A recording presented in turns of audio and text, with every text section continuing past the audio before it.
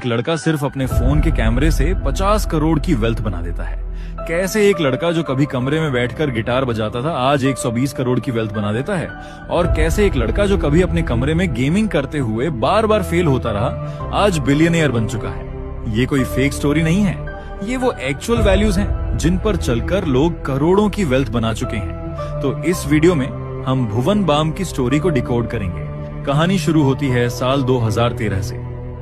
दिल्ली के एक छोटे से कैफे में एक लड़का हर रात अपने पुराने गिटार के साथ गाता था। स्टेज छोटा था, साउंड सिस्टम अक्सर खराब होता था और ऑडियंस में मुश्किल से 10 लोग होते थे। लेकिन उस लड़के की आंखों में एक अलग चमक थी, कुछ बड़ा करने की, कुछ अलग बनाने की। उस लड़के का नाम था भुवन बाम।